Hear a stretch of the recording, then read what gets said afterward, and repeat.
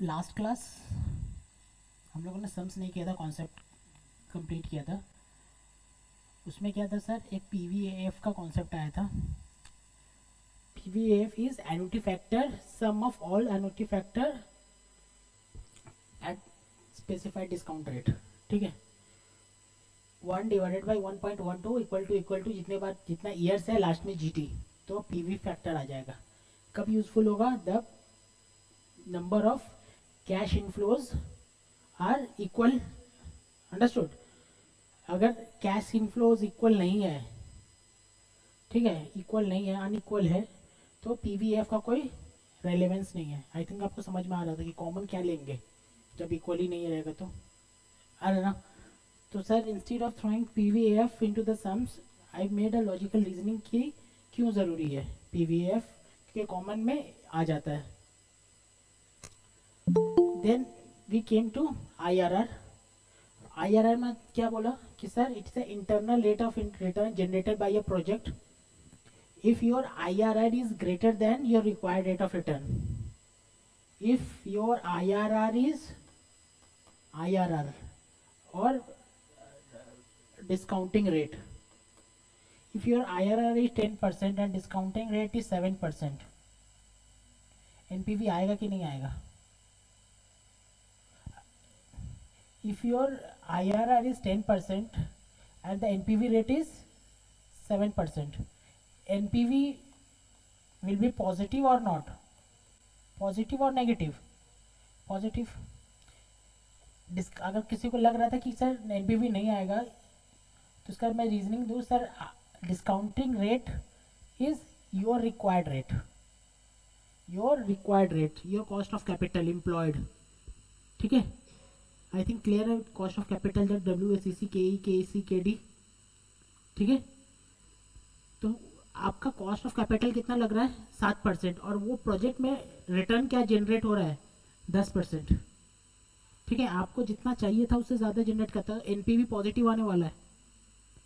अगर decision making में आए तो sir if IRR is greater than RE, RE मतलब रिक्वायर्ड रेट ऑफ रिटर्न, या फिर केसी, या फिर कॉस्ट ऑफ कैपिटल, कुछ भी हो,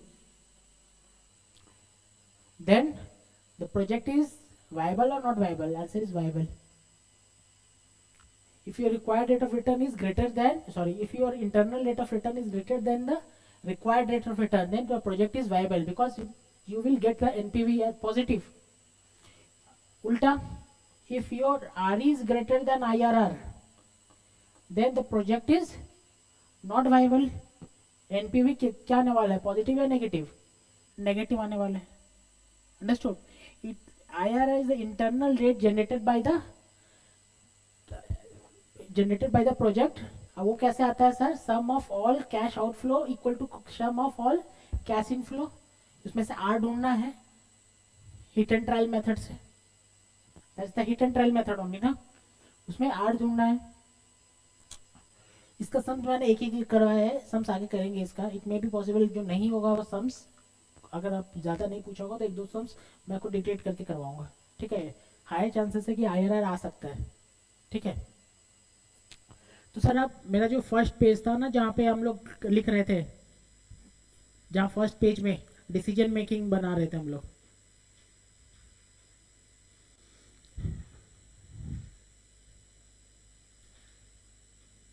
वहाँ पे आपका 3 कॉलम शायद बना हुआ था. एक फॉर्मूला, सॉरी, एक पैरामीटर, एक फॉर्मूला, एक डिसीजन मेकिंग, 4 हो गया था. फिफ्थ में लिखिए IRR, internal rate of return. Fifth में लिखो IRR, internal rate of return. Internal rate of return.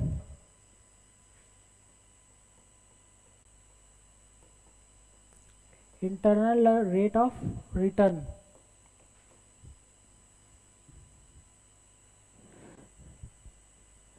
Formula में सम ऑफ पीवी ऑफ, नहीं ऐसे नहीं, sum of all cash inflows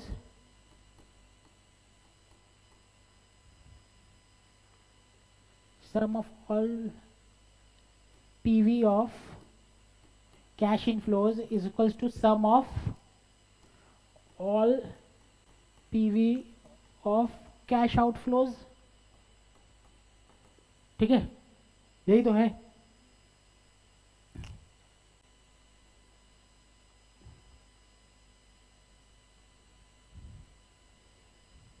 decision making में if IRR is greater than KE, sorry KE नहीं RE, project is acceptable, है ना, और IRR is less than RE, project is not acceptable.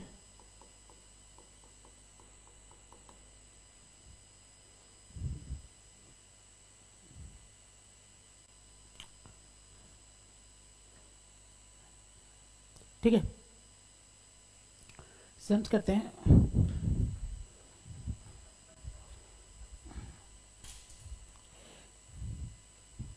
एक दिन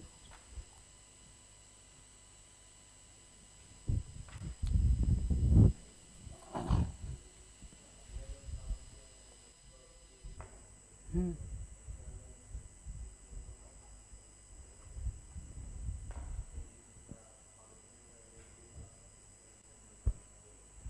6 मंथ में आज तक कभी पूछा नहीं है. 6 मंथ में क्वेश्चन यहाँ पे है कि सर आपका कैश फ्लो तो ईयरली बेसिस पे आ रहा है, 6 मंथ बेसिस पे तो आ सकता है. चांसेस नहीं है आने का, मतलब कि 95% चांसेस नहीं है. बट अगर 5% भी आपको है कि 6 मंथ पे कैसे करेंगे ना, तो we will do the sum. Understood? We will do the sum on 6 month basis. याद दिलाना जब कैप बज खत्म होगा तो, ठीक है, नोट करके रखो. कैप बज खत्म होगा तो उसको हम लोग एक सम्स करेंगे, जिससे एनपीवी हम लोग 6 मंथ के बेसिस पे निकालेंगे, अज्यूमिंग कि कैश फ्लो 6 मंथ पे आ रहा है. अंडरस्टूड? अगर 6 मंथ पे आएगा, मैं आपको बता देता रहा हूँ हिंट्स. आपका रेट, डिस्काउंटिंग रेट है 10%. ईयरली और मंथली, ईयरली वो आपका 6% हो जाएगा. 6% से पुल करना होगा. कितना कैश फ्लो है आपका? अगर एक साल में 2 कैश फ्लो है तो कितना आपको देखना होगा, कितना नंबर ऑफ कैश फ्लोज है. 5 साल में कितना कैश फ्लो होगा? 10. तो n is equals to 5 year होगा, लेकिन आपको 10 लेना पड़ेगा, आधा करना पड़ेगा. 6 मंथ्स पे है तो चेंज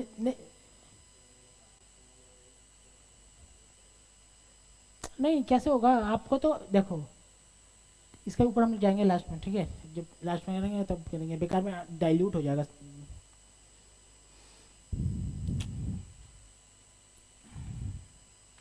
कौन सा बचा हुआ था? 1 बचा हुआ है मुझे पता है. 2 हो गया, 3 हो गया.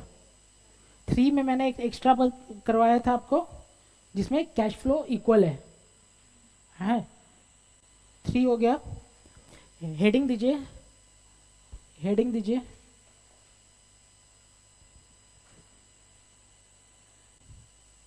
कितने टाइप का सम्स हम लोग कर रहे हैं? पहला टाइप का सम्स नॉर्मल सम्स है, जिसमें पे बैक पीरियड सब निकालना पड़ता है. दूसरा टाइप का सम्स जिसमें पीबीटी दिया हुआ है, ठीक है. लिखिए टाइप 1 सम्स. मैं चाह रहा हूँ कि टाइप भी देख लो आप लोग, क्या क्या टाइप का सम्स आ रहा है. Type 1 sums, normal sums with 2 or more projects selection based on NPV, PVP और अदर पैरामीटर, है ना? यही है ना? नॉर्मल सम्स है आपका. दो प्रोजेक्ट है, एक सिलेक्शन करना है एनपीवी के बेसिस पे या फिर पीवीपी के बेसिस पे, अदर पैरामीटर के बेसिस पे, ठीक है। Type two sums, type two sums में क्या आ रहा था मेरा, पीबीटी, पीबीटी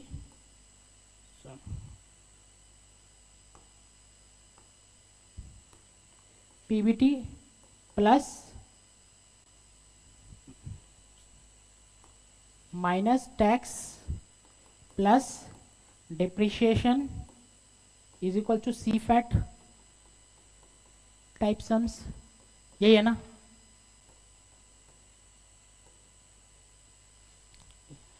ये तो है, ठीक है। ये दोनों लिख लो एक जगह पे कि सर एग्ज़ाम के पहले, मैं ट्राई कर रहा हूँ कि एग्ज़ाम के पहले ना आप ये सब देखो कि अच्छा इस टाइप का सम्स का है, इस टाइप का एक सम्स है, अंडरस्टूड।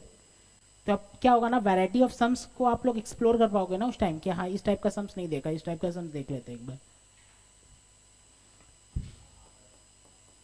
हाँ,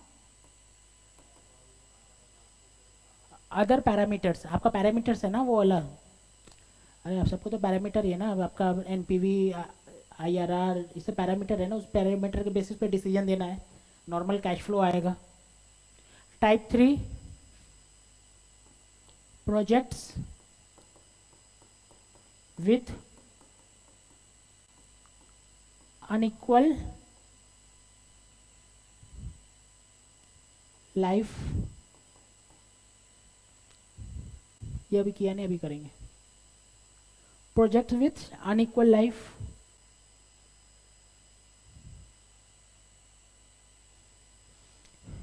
ये दो टाइप का सम्स हम लोगों ने कर लिया ऑलरेडी,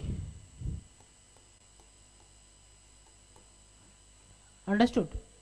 ये दो टाइप का सम्स हम लोगों ने ऑलरेडी कर लिया है। टाइप थ्री करते हैं, देखो question number 4, question number 4 type three sums कर रहा हूँ। अनु is examining two mutually exclusive investment proposal, understood. The management uses NPV to evaluate new investment proposal, depreciation, straight line method, ठीक है। दो प्रोजेक्ट है, म्यूचुअली एक्सक्लूसिव का मतलब क्या हुआ, कोई एक ही ले पाएंगे, दोनों नहीं ले पाएंगे, ठीक है। मैनेजमेंट क्या करता है, एनपीवी यूज करता है फॉर प्रोजेक्ट इवैल्यूएशन। बहुत सारा वे हो सकता है ना, एनपीवी हो सकता है, पीबीवी हो सकता है, डिस्काउंटेड पेबल, लेकिन बोल दिया कि एनपीवी यूज करता है, तो इसका मतलब आपका सम्स एनपीवी का ही है। To evaluate the investment proposal, ठीक है। Depreciation charge, straight line method, straight line method से डिप्रिसिएशन चार्ज हो रहा है। सर अगर स्ट्रेट लाइन मेथड नहीं देता तो अज्यूम कर सकते थे स्ट्रेट लाइन है, नीचे नोट लिख के, ठीक है। अगर बोला ही नहीं स्ट्रेट लाइन है और डिप्रिशिएशन कॉस्ट दे दिया, सैलवेज दे दिया, एस्टिमेटेड लाइफ दे दिया, तो क्या अज्यूम कर सकते हैं, और स्ट्रेट लाइन, ठीक है। लेकिन मोस्टली आपका एग्जाम में दे देगा स्ट्रेट लाइन मेथड, ठीक है। अदर डिटेल क्या है, एनुअल प्रॉफिट बिफोर टैक्स, अगर एनुअल प्रॉफिट बिफोर टैक्स क्या क्या आ रहा है, 13 लाख और 24,50,000। कॉस्ट ऑफ प्रोजेक्ट, पहला प्रोजेक्ट सस्ता, दूसरा प्रोजेक्ट महंगा, ठीक है। सैलवेज वैल्यू, ऑब्वियसली जो प्रोजेक्ट सस्ता उसका सैलवेज वैल्यू कम, और जो प्रोजेक्ट महंगा उसका सैलवेज वैल्यू ज़्यादा। वर्किंग लाइफ, जो प्रोजेक्ट सस्ता उसका वर्किंग लाइफ कम, जो प्रोजेक्ट महंगा उसका वर्किंग लाइफ ज़्यादा। कैपिटल, कॉस्ट ऑफ कैपिटल बोला है क्या, 10%, तो मेरा 10% से के पीवी से टालना पड़ेगा। कॉर्पोरेट टैक्स 30%, द पीवी 10% का पीवी दे दिया, यू आर एडवाइस कि कौन सा प्रोजेक्ट ले, ठीक है। एनपीवी तो निकाल ही सकते हैं, मैं निकालता हूँ, आपका लिए हेल्प करो। Calculation for 4 number, calculation for, आप लोग जितना फोटो वोटो लिए थे सब लिख लिया रहे ना, आपका फोटो ही रह जाएगा। ये अच्छे ही कॉज के लिए मैं फ़ोटो लेता हूँ, और अब वो गंदा कॉज हो जाएगा। अभी मैं लिखवाना स्टार्ट करूँगा तो बहुत दिक्कत हो जाएगा, फिर आप समझेंगे नहीं, सिर्फ उतारेंगे, सम्स उतारे खाली बोर्ड से।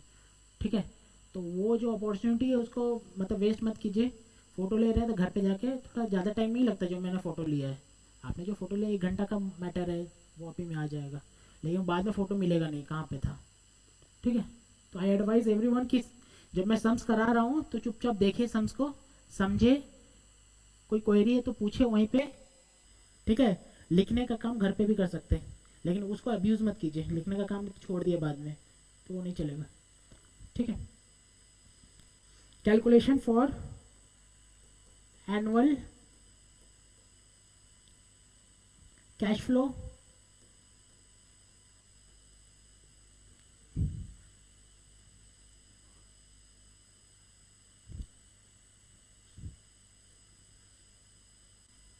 प्रोजेक्ट क्या ए है कि एक्स है, एक्स है, प्रोजेक्ट वाई,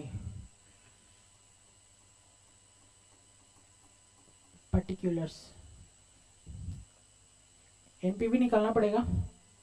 एनुअल प्रॉफिट,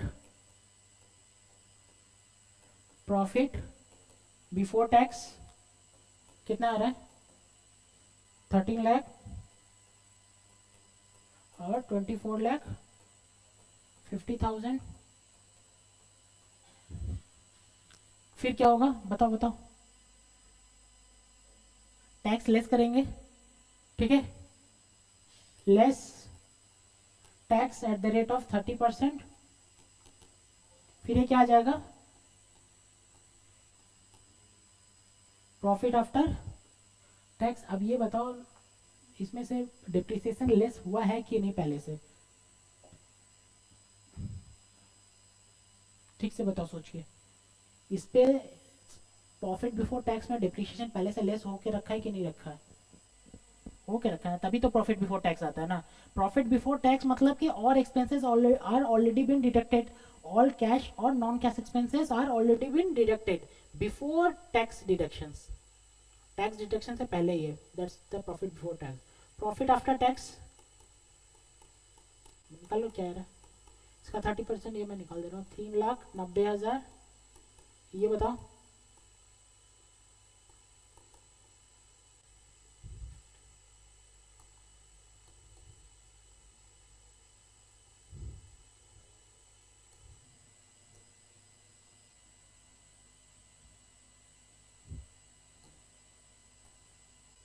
$9,10,000। ये बताओ, ये बताओ कितना, 7,35,000 लेस करके 17,15,000। फिर एड डिप्रिशिएशन क्या आ रहा है, डिप्रिशिएशन निकालते हैं।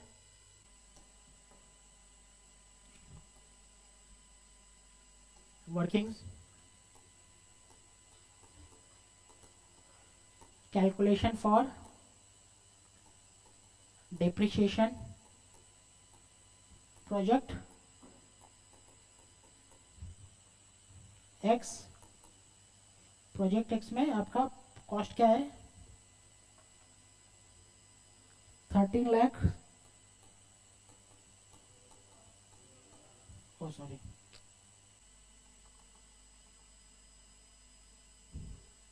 क्या 90 lakhs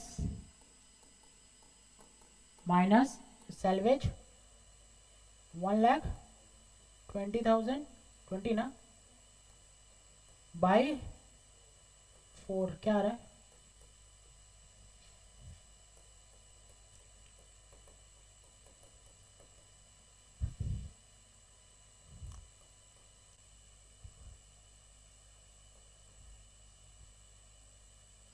तो 80 लाख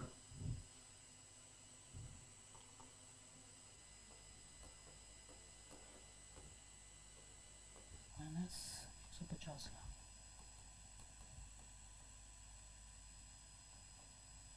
क्या रही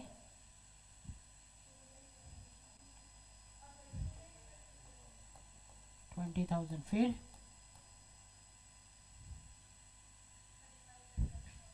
35,70,000 70,000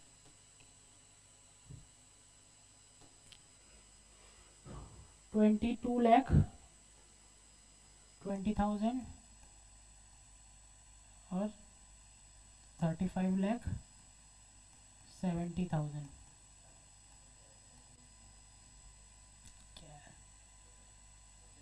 तो प्रोजेक्ट को इवेल्यूएट करेंगे ना दोनों पे। अगर मेरा एसेट्स होता तो कितना डिप्रिसिएशन लग जाता। कॉस्ट ऑफ प्रोजेक्ट में क्या हो सकता है?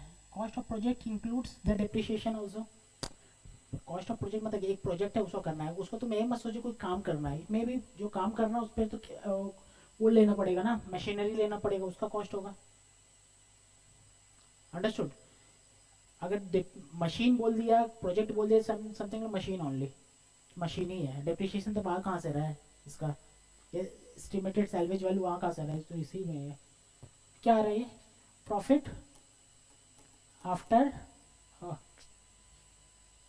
क्या हो गया हमको आज? सी फैट क्या आ रहा है? 31,30,000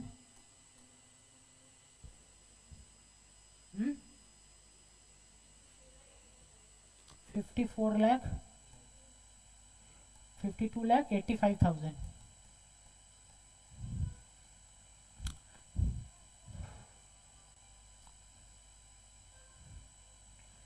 ये सी फैट क्या होता है? एनुअल सी फैट ना, एक्चुअली 1 साल का है ना। कैश फ्लो आफ्टर टैक्स, यही है ना?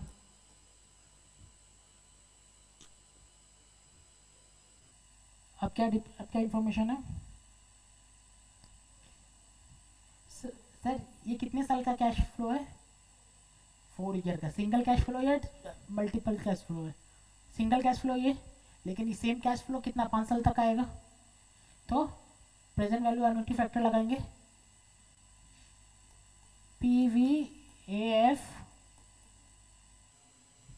पीवीएएफ कितना परसेंट था? 10%। 10% n years. Why I am writing n years? Because इसके लिए 5 साल है, इसके लिए 4 साल है। ठीक है, निकालो, कैलकुलेटर लीजिए, जोड़िए इधर पे, देखिए सम्स में दिया हुआ है 0.901 0.9091 प्लस 0.8264 प्लस 0.7513 प्लस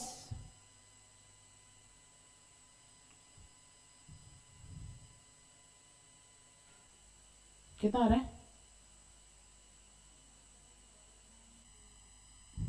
3.7908।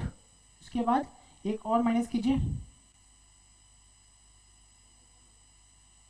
माइनस की लास्ट वाला 0.6209, 3.1698, यही है ना? कैलकुलेटर में एक बार चेक करते हैं आ रहा है कि नहीं।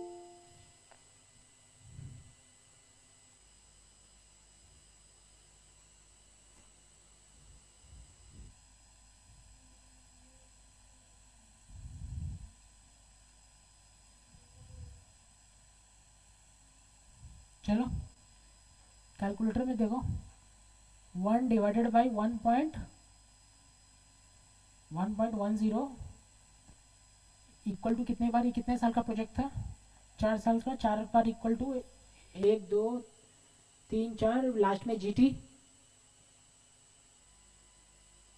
अरे ठीक है, फिर उसको चेक करो, वो भी आ रहा है।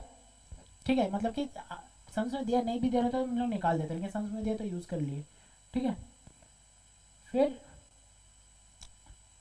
एनुअल कैश, नहीं एनुअल तो हो गया यहाँ पर ना। टोटल कैश इनफ्लो कितना आ रहा है? ये इंटू ये, यही होगा ना? एनुअल में इंटू पीवी एनुटी फैक्टर कितना आ रही है?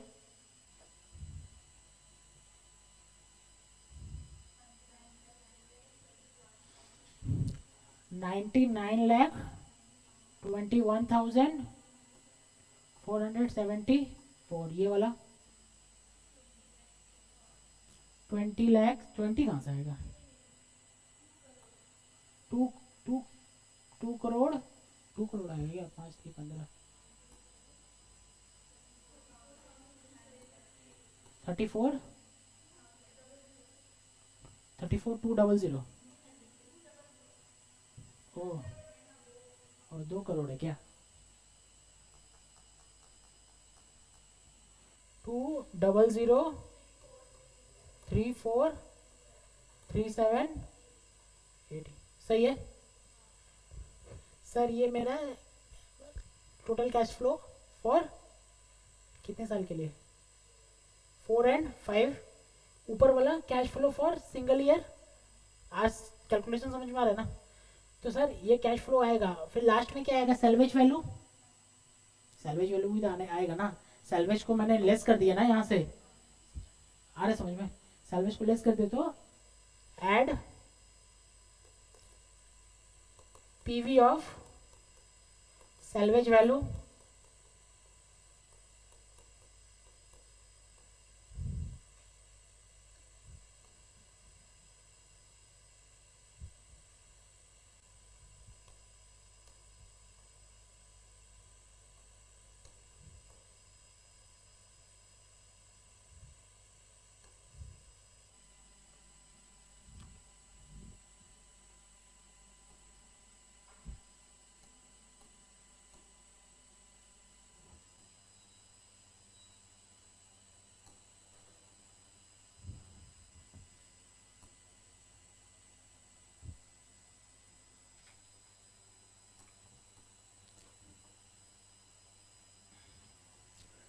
वर्किंग नोट 1 था। Working note 2 PV of salvage value and after the completion of project. ठीक है,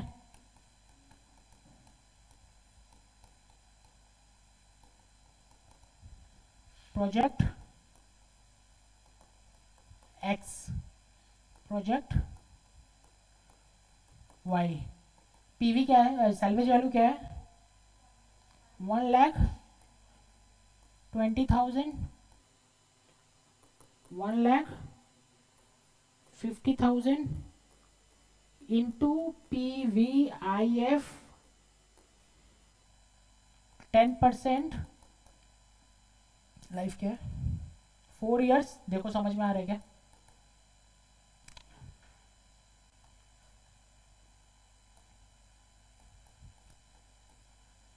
इंटू PVIF 10%। कितना यार? 5 साल है ना? 5 years। समझ में आ रहा है क्या? देखो ये समझ में आ रहा है ना? PVIF is present value interest factor, PVAF present value annuity factor. तो सर ये क्या होगा? 1,20,000 इंटू क्या आ रहा है? कैलकुलेटर में निकालो। 1 डिवाइडेड बाई 1.1 कितने बार इक्वल टू 4। क्या आ रहा है? 1 डिवाइडेड बाई 1.1 इन 4 बार इक्वल टू कितना आ रहा है?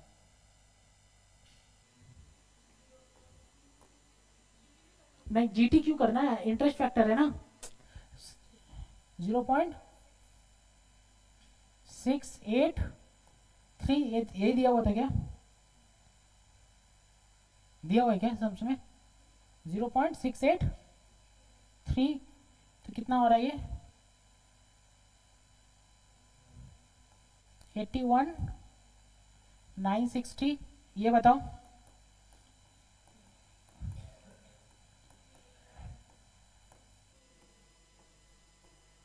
620 621 93,150 आ रहा है? समझ में? ये समझ में आ रहा है?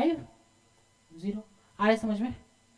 ये समझ में आ रहा है? 93,150 आ रहा है? समझ में? ये समझ में आ रहा है? 93,150 आ रहा है? समझ में? ये समझ में आ रहा है? 93,150 आ रहा है? समझ में? ये समझ में आ रहा है? नहीं दिया मैंने, क्योंकि ये वाला सर पूछ रहा है एक जन की क्वेश्चन में तो दिया है सैल्वेज वैल्यू सीधा नहीं बैठा सकते, नहीं बैठा सकते, because you are making decision as today.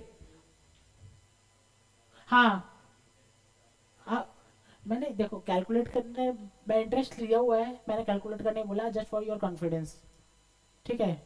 ऐसा कुछ नहीं है कि मतलब कि नहीं बैठा सकते, देख के बैठा सकते हैं, कि ऐसा कॉन्फिडेंस में आए कि हाँ सर हम कर सकते हैं, इसका प्रैक्टिस कम हुआ है ना, दे रहा है सम्स में कर दे रहा है, नहीं देगा सम्स में तो बैठे रहेंगे ना एग्जाम में। तो आपको तो पता होना चाहिए ना ये आ कहाँ से रहा है वैल्यू। क्वेश्चन में गलत बेसिकली नहीं रहता, नहीं होना चाहिए वो, दिस इज प्रोफेशनल एग्जाम, होने का चांसेस बहुत कम है। अगर इन केस गलत दिया हुआ तो आप अपना कैलकुलेटर वाला ही बैठाना, ठीक है, क्योंकि आपको पता चल जाएगा कि आपको ये गलत दिया हुआ है, ठीक है। आपको अगर 10% का पीवी दिया हुआ है एक साल का 0.909, ये सही दिया है कि नहीं गलत दिया हुआ है? सही है। अगर 0.95252 दिया हुआ है तो ये गलत है, या तो ये गलत है या तो ये गलत है, हो सकता है किसी और का फैक्टर है ये, अंडरस्टूड। तो जो अगर 10% दिया हुआ है तो उसी का बना। अब कैसे पता चलेगा 10% गलत है कि ये सम्स में देखो, सम्स में तुम्हारा 10% का कॉस्ट ऑफ वर्किंग कैपिटल दिया हुआ है, कॉस्ट ऑफ कैपिटल दिया हुआ है 10%, इसका मतलब यही गलत है। तो जो तुम्हारा सही है वही बैठा देना, ये मतलब कि एक्सट्रीम केसेस से गलती नहीं होता है ज़्यादा, ठीक है। कैन 81960 81960 और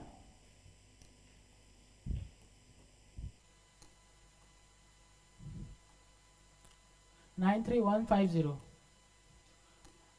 93150,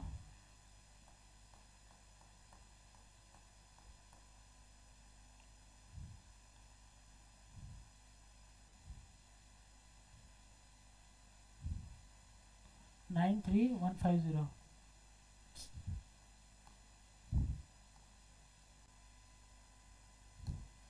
93150।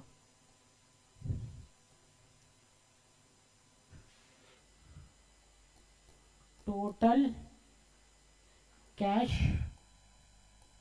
Inflow at now at T is equals to 0 कितना आ रहा है जोड़ करके, बताओ बताओ बताओ, कैलकुलेटर चलाओ।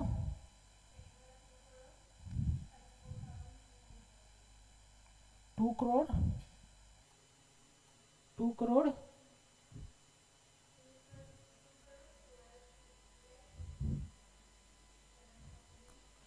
2 करोड़ 12 लाख, क्या कर रहा है यार तुम लोग,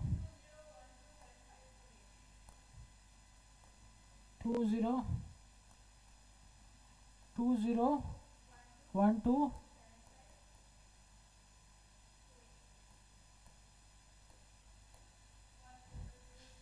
100034334,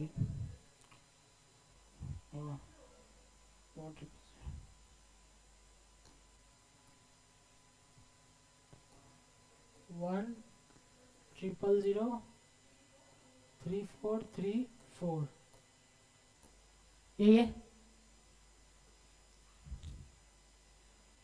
कैश आउटफ्लो आ रहा है समझ में।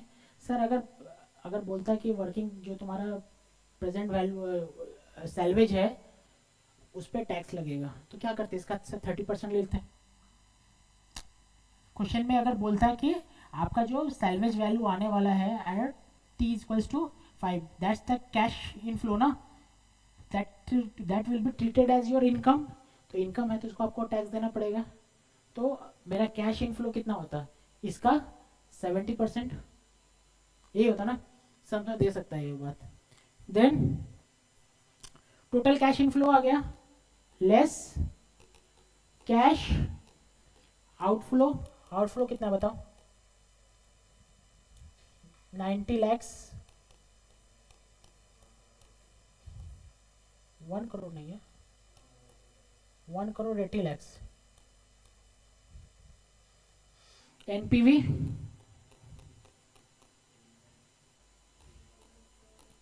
10 lakh 3000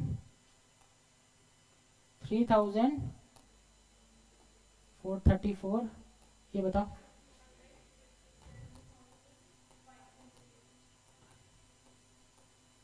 ये वाला आ रहा है समझ में? तो एनपीवी सर आ जाएगा। तो इसमें डिसीजन कौन सा लेगा? Project Y. लेकिन सर डिसीजन इस बेसिस पे नहीं लेंगे। For project having different estimated life. Sir ये कितने साल का प्रोजेक्ट है? 4 साल का, तो ऑब्वियसली कम आएगा ही ना। तुम एक 5 साल का प्रोजेक्ट और 20 साल का प्रोजेक्ट एनपीवी के बेसिस पे नहीं लगा सकते, क्योंकि 20 साल में तो आप 20 साल का कैश फ्लो देख रहे हैं, 5 साल में आप 5 साल कैश, तो cash flow of 5 years will definitely will be greater than 20 साल, सॉरी 20 साल का is definitely will be greater than 5 साल। तो एब्सोल्यूट बेसिस पे नहीं निकाल सकते। तो सर फील आ रहा है कि सर डिवाइडेड बाई 4 कर दे और डिवाइडेड बाई 5 कर दे, पर साल 1 साल का आ जाएगा, दोनों एक ही पैरामीटर में आ जाएगा ना। लेकिन सर अगर डिवाइडेड बाई 4 कर दिए या 5 कर दिए तो ये अज्यूम हो जाएगा कि हर साल सेम कैश फ्लो है। लेकिन हमको sir equivalent NPV cash flow निकालना है। तो सर इसमें करना पड़ेगा divided by present value PV of PVAF 12% N year. कितना आ रहा है?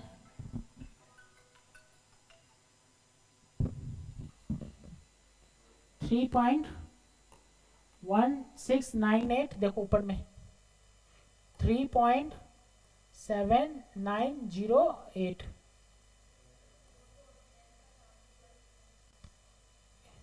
ओह सॉरी, यहाँ पर गलत लिख दिया क्या? मैं बार बार 12 ही क्यों याद आ रहा है मुझे?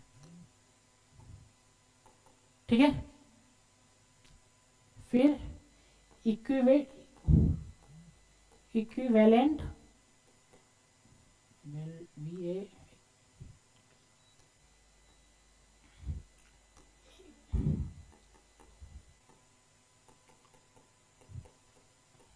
एनपीवी पर ईयर आ जाएगा ना। सर ये फिगर कहाँ से आ रहा है पता है ना? सबका पीवी कर दिए थे, ये डिवाइड करो क्या आ रहा है? डिवाइड करना होगा ना।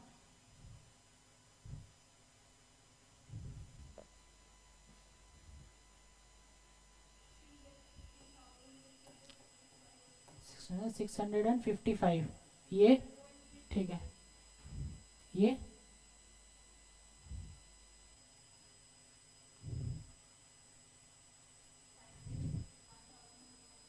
5,60,000,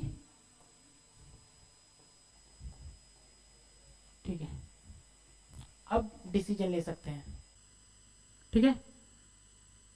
क्या कि sir NPV of project B is the equivalent NPV of project Y is greater than project X, hence project Y should be accepted.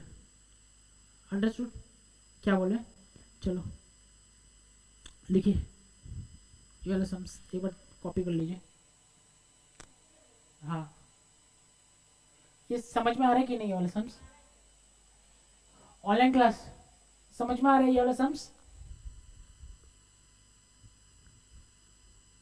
Okay, ये समझ में आया? ये मैंने डिवाइड क्यों किया? ऑनलाइन क्लास ये डिवाइड क्यों किया समझ में आया? ओके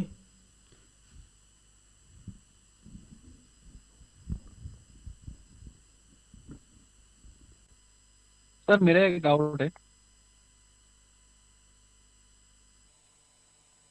लो सर। सो एक मिनट, एक फोन आ रहा है, अटेंड करके आता हूँ। आप फोटो लीजिए।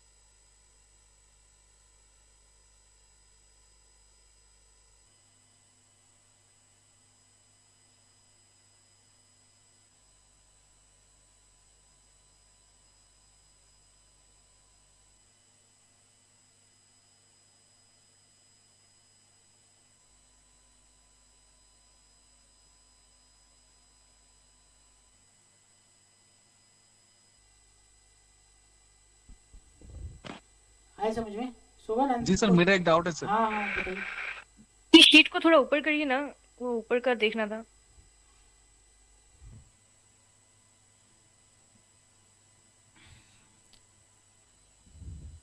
बताइए सोवन, पहले बताइए क्या सर क्वेश्चन ये है। जो, हाँ सर, ये जो आपने total cash flow T equal to 0 लिखा ना, वो तो एक्चुअली 4 साल और 5 साल के बाद आ रहा है ना, वो कैश कैश इनफ्लो। आपने टी इक्वल टू 0 क्यों लिखा? नहीं, आज आ रहा है ना। आप क्वेश्चन सोवन का ये है कि सर ये तो मेरा 5 साल के बाद आ रहा है। ये जो फिगर हो गया ना आप लोग का लिखना, ये जो फिगर है, ये जो फिगर है वो 5 साल के बाद आ रहा है। तो आप टी इक्वल टू 0 क्यों लिखे सर? मैं, मेरा बोलने का मतलब ये है, आपका तो ये जो पीवीएफ ये 31.3 पकड़ लेते हैं। 31.3, 31.3, 31.3 ऐसे से करके तो हर साल मतलब कि सबको पीवी कर लिया ना सर आज के डेट में, तभी तो ये फिगर आ रहा है 103434 जो भी हो, यहाँ पे आ रहा है टी इक्वल टू 0 पे आ रहा है। समझ में आ रहा है? हाँ मतलब वो हाँ, आप अगर ये बोलेंगे जो- तो ये स्कैटर्ड है। प्रॉफिट आफ्टर टैक्स सीफैट 31,30,000 को पुल कर, 31,30,000 है, वो हर ईयर में खड़ा है। आज खड़ा है, 1 साल बाद खड़ा है, 2 साल बाद खड़ा है, लेकिन जब हम इसको एन्युटी फैक्टर से मल्टीप्लाई कर दिए हैं तो वो तो आज खड़ा है ना। हम्म, अंडरस्टूड? हाँ, ये सर, नहीं आ रहा समझ में? मैं फिर बताऊंगा, रुको ये जो वैल्यू है एक मिनट, एक वो मिनट प्रेजेंट वैल्यू है जो। मैं समझ बताता आ हूँ। गया सर, आपका समझ आ अगर गया। 5 लाख, 5 लाख, 5 लाख, ठीक है, कहाँ खड़ा है सर? एक 1 में खड़ा है, 2 में खड़ा है, 3 में खड़ा है। आपको डिसीजन कहाँ लेना है? 0 पे लेना है। आपको डिसीजन कहाँ लेना है? 0 पे लेना है, ठीक है।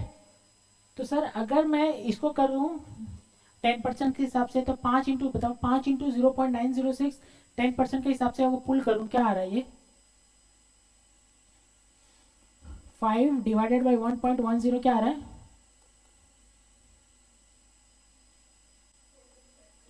4.5। फिर ये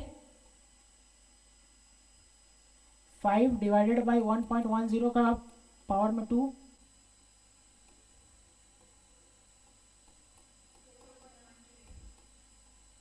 4.13, 3.75 टोटल क्या आ रहा है ये तीनों का?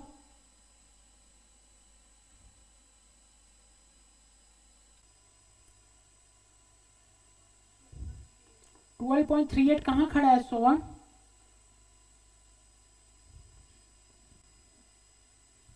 ये 12.38 कहाँ खड़ा है?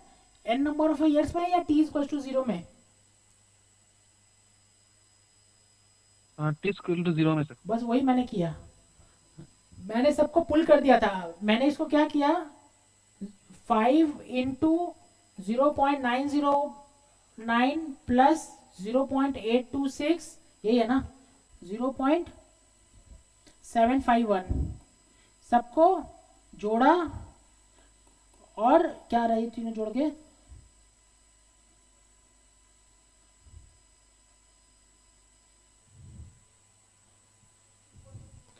2.486 क्या रहे इंटू 12.4, जो भी हो वो तो आप फैक्टर करके लेके आए, ठीक है। समझ में आ रहा है?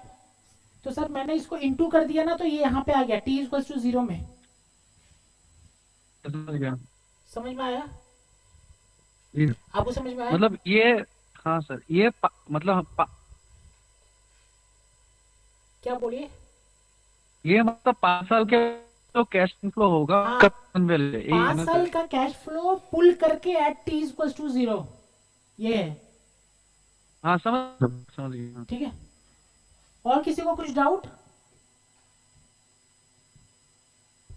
प्रियंका, विश्वजीत, काजल, कौन सा ये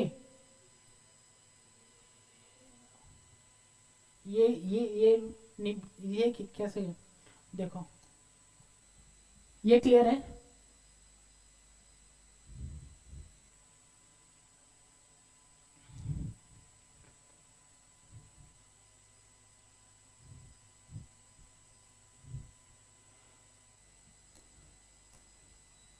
सर मैं ये आपको ये बोला कि if the projects is are having unequal life, समझ में आ रहा है? If the project is having unequal life, then decision shall be taken on equivalent NPV per year. अगर कोई प्रोजेक्ट है जिसका अनइक्वल लाइफ है, 5 प्रोजेक्ट दे दिया, किसी का 4 साल, किसी का 3 साल, किसी का 2 साल, किसी का 10 साल, तो सर आप एनपीवी के बेसिस पे नहीं लगा सकते. अंडरस्टूड? कैसे लगा सकता? कॉमन सेंस भी है ना. जिसका कम प्रोजेक्ट, जिसका इक्वल, जिसका लाइफ कम है, उसका तो कैश फ्लो कम आएगा ना. तो वो प्रॉफिटेबल है कि नहीं, उसको हम बड़ा कैश फ्लो से कैसे कंपेयर कर पाएंगे? ये देखना पड़ेगा. सर पर ईयर कितना आ रहा है ये बताओ. अगर पर ईयर छोटा कैश फ्लो में ही ज्यादा पैसा आ रहा है तो मैं छोटा कैश फ्लो में जाऊंगा. अंडरस्टूड? तो सर इसमें हम डिवाइड तो 4 से नहीं कर सकते ना, बिकॉज मुझे इफेक्ट देना है पर ईयर, मुझे इफेक्ट देना है per year eight discounting rate. तो मैंने इसको एनुटी फैक्टर से डिवाइड किया. एनुटी फैक्टर से ही डिवाइड होता है. अंडरस्टूड? पर ईयर आपका उससे डिवाइड नहीं होता. आपका अगर पिछला सम्स में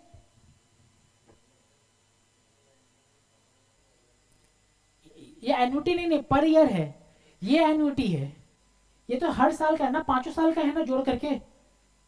ये वाला जो 10 लाख आ रहा है वो तो 5 साल का है जोड़ के. कैश फ्लो क्या है ना, पूरा ईयर का है ना जोड़ पूरे. ये कैश फ्लो क्या था, पूरे ईयर का था, 5 साल का था. ये इनिशियल इन्वेस्टमेंट, तो ये एनपीवी कितने साल का हो गया? 5 साल का. लेकिन 5 साल का तो हम नहीं कर सकता ना. ये 4 साल का था ना ये. ठीक है, ये 4 साल का था. ये तो एनपीवी कितना आया 4 साल का. तो 4 साल के एनपीवी और 5 साल के एनपीवी कैसे इक्वल, मतलब उसका डिसीजन कैसे लेंगे? कंपेरेबल नहीं है ना, कंपेरेबल नहीं है. इन दैट केस सर आपको पर ईयर पे कंपेयर करना पड़ेगा. पर साल कितना एन्युटी आ रहा है, पर साल कितना कैश फ्लो आ रहा है. तो पर साल को हम लोग डिवाइड करेंगे not from number of years, present value of annuity factor से. इक्वल नहीं होगा तो हर सम्स में करना पड़ेगा. तब तो मैं अगर इक्वल, हाँ तो एनपीवी पर डिसीजन ले लेंगे. वो आपको दिख रहा है ना. आपको अगर 8 प्रोजेक्ट दे देगा तो कैसे देखेंगे आप? ये 2 प्रोजेक्ट है तो आप जज कर रहे हैं कि अच्छा ये तो 4 साल में 10 ही साल दे रहा है, यहाँ पे 21 लाख. अगर 8 प्रोजेक्ट दे देगा तो 10 प्रोजेक्ट दे देगा तो रियल लाइफ में देखो, एग्जाम पर्सपेक्टिव में 2 प्रोजेक्ट दे रहा है. रियल लाइफ में तो आपके पास 100 प्रोजेक्ट रहेगा ना. रियल लाइफ में तो आपके पास 100 प्रोजेक्ट रहेगा. तो आप कैसे करेंगे कि ये इतना दे रहा है, ये कैसे इतना दे रहा है? ऐसे ऐसे एक एक करके जज नहीं कर देंगे ना. आपको तो डिसीजन लेना पड़ेगा जल्दी से. तो डिसीजन कैसे लेंगे आप? पर ईयर देखेंगे, पर ईयर फायदा कौन दे रहा है उसी के ऊपर में. अंडरस्टूड? लिखिए. अच्छा ये इसके लिए फोटो ले लिया ना आपने? ठीक है, जगह छोड़ के नीचे लिखो. कितना, 1 पेज का जगह छोड़ दीजिए इसके लिए. तो उसका टाइप का आपने लिखा नहीं था क्या? टाइप हाफ पे, अच्छा हाफ पेज छोड़ देना. हाँ हाफ पेज छोड़ देना. ठीक है, टाइप्स. हाँ हाँ हाँ हाँ क्योंकि टाइप भी उधर अपडेट, पहले मैं सोचा था टाइप नहीं बताऊंगा कि ये तो पता चल, लेकिन देखा कि एग्जाम के पहले क्या होता है ना, टाइप भी कर लेना पड़ता है ना कि किस किस टाइप का सम्स आ रहा है। ठीक है, एक पेज छोड़ने से होगा टाइप वाला, सिर्फ टाइप लिखवाऊंगा। ठीक है, सिर्फ टाइप लिखवाऊंगा और कुछ नहीं। दूसरा, ये सम्स के लिए जगह छोड़ देना, एक पेज नीचे लिखो ये वाला, if there are multiple projects in the, if there are multiple projects in the, if there are multiple projects and all are having, if there are multiple projects and all are having unequal life, unequal life bracket में project life disparity,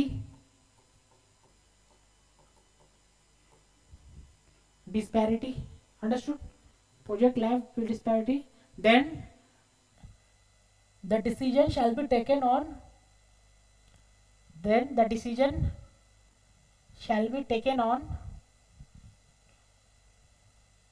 based on, so the decision shall be taken on, then the decision shall be taken based on, then taken based on equivalent NPV per year, equivalent NPV per year और equivalent annual NPV जो भी हो, और equivalent annual NPV, that is NPV divided by, ऐसे लिख देना, NPV divided by PVAF percent year. आप बाद में समझ जाओगे क्या है, यही है ना, बाद में समझ जाएंगे क्या है।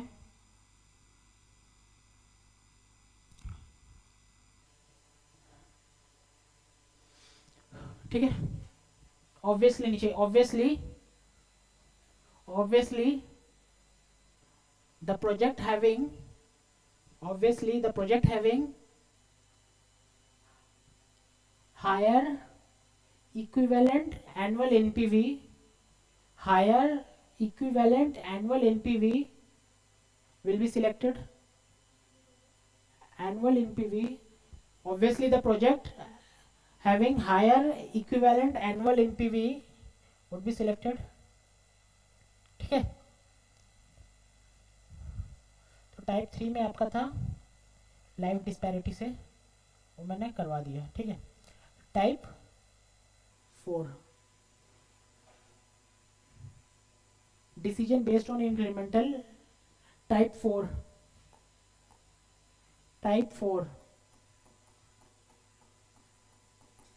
Decision based on incremental cash flow.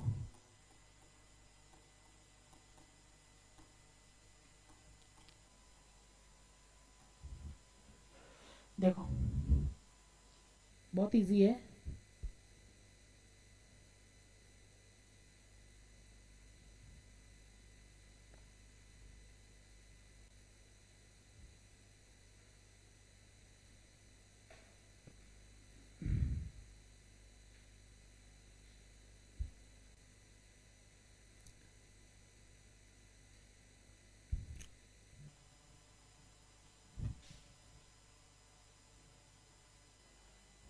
यहाँ पे देखो ये दो प्रोजेक्ट आपको दिया है,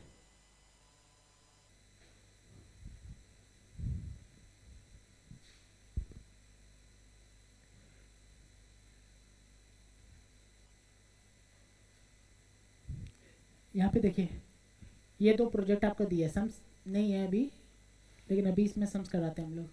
ये दो प्रोजेक्ट आपको दिया है, ठीक है, तो आपको पूछा है, कभी कभी सम्स में देगा, इतना सारा फिगर्स नहीं देगा आपको। ठीक है, आपको फिगर देगा जिसमें कॉस्ट सेविंग्स का बात करेगा कि अगर ये प्रोजेक्ट में लेंगे, अगर ये प्रोजेक्ट एक्स लेंगे, प्रोजेक्ट वाई लेंगे, तो एनुअल कॉस्ट सेविंग्स ये होगा। अभी हम लोग इसमें तो लाइव डिस्पैरिटी का है, ठीक है। ये एग्जाम्पल है, दिस इज द एग्जाम्पल जिसमें 4 इयर्स और 4 इयर्स ही है, ठीक है। ठीक है, लाइव डिस्पैरिटी नहीं है, ठीक है, लाइव डिस्पैरिटी में नहीं बनेगा ये सम्स, ठीक है। 4 इयर्स ही 4 ईयर। क्वेश्चन में क्या देगा कि सर अगर आप प्रोजेक्ट वाई लेंगे तो आपका पीबीटी में सेविंग्स कितना हो जाएगा, कितना आ रहा है सेविंग्स, कितना आ रहा है 24,50,000 माइनस 13,000,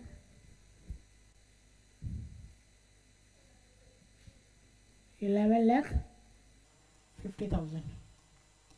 ये क्या आ रहा है सेविंग्स, यही है ना, सेविंग्स आ रहा है ना। अगर मैं प्रोजेक्ट बी करूंगा तो मैं इंक्रीमेंटल कैश इनफ्लो कितना आ रहा है 11,50,000, ठीक है। अगर प्रोजेक्ट कैश आउटफ्लो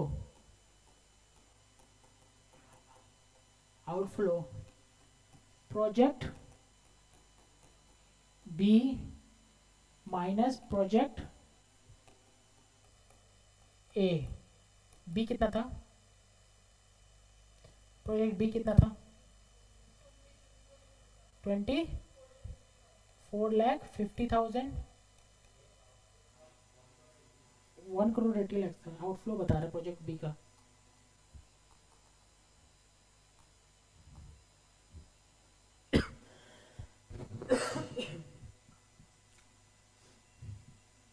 $1,80,00,000। अब प्रोजेक्ट बी का ए का क्या था 90 lakhs, मतलब कि इंक्रीमेंटल कैश आउटफ्लो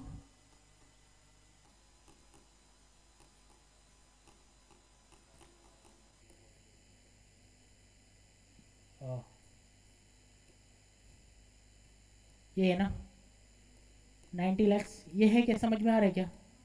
अगर हम लोग प्रोजेक्ट बी करेंगे तो इंक्रीमेंटल कैश आउटफ्लो कितना आ रहा है 90 lakhs। सर डिसीजन चेंज होता है ना, डिसीजन चेंज नहीं होता है, डिसीजन वही रहेगा, बस करने का फॉर्मेटिंग चेंज हो जाता है। एग्जाम में फॉर्मेटिंग चेंज हो जाएगा कि सर आपका इंक्रीमेंटल कैश फ्लो है 90,000, अगर प्रोजेक्ट वाई करेंगे तो सेविंग्स क्या आएगा, ये सेविंग्स है ना,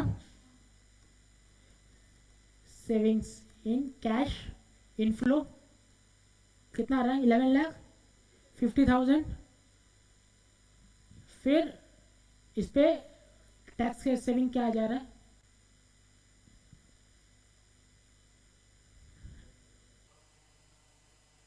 देखो 3,45,000 है, देखो ठीक है। सेविंग्स इसका 30% कितना आ रहा है 11,50,000 का,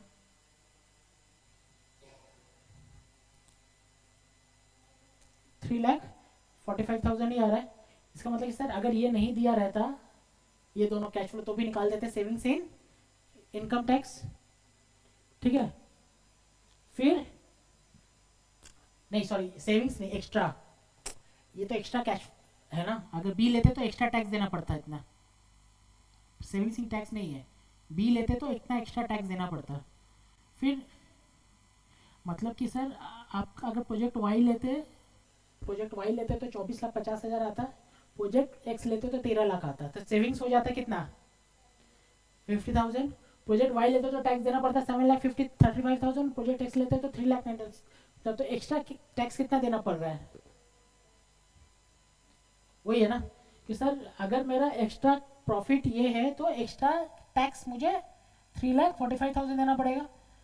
तो प्रॉफिट आफ्टर टैक्स क्या आ रहा है, इन दोनों को लेस करो तो 8,05,000 आ रहा है, 8,05,000 सर इन दोनों को लेस करके भी हो जाता, ठीक है। फिर डिप्रिशिएशन, एडिशनल डिप्रिशिएशन कितना मुझे मिलता, इसमें लेता तो मैं 35 लाख का डिप्रिशिएशन आता, इसमें लेता तो 22 लाख का डिप्रिशिएशन, तो एडिशनल डिप्रिशिएशन का बेनिफिट कितना आता, कितना आ रहा है 13 लाख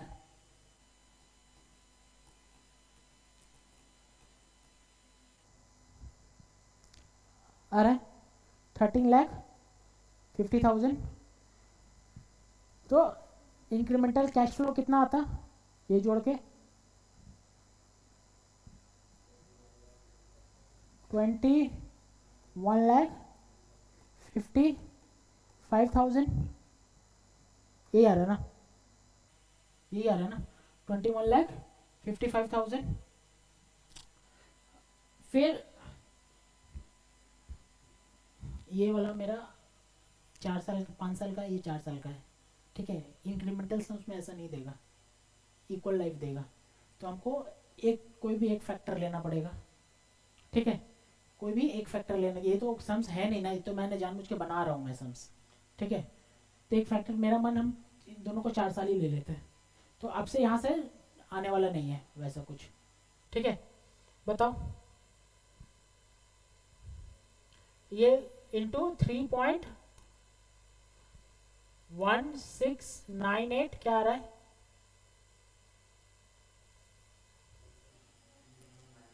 6,6,8,30,919, ठीक है।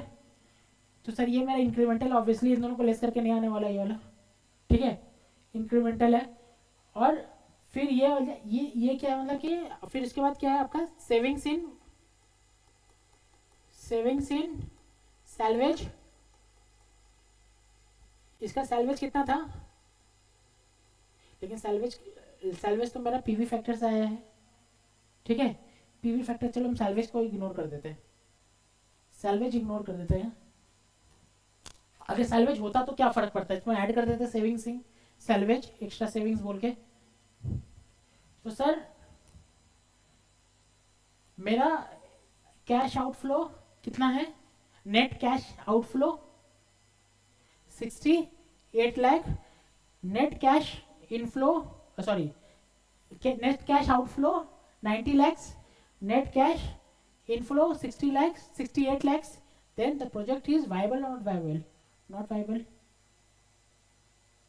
project is not viable। ये इंक्रीमेंटल कैश इनफ्लो है ना,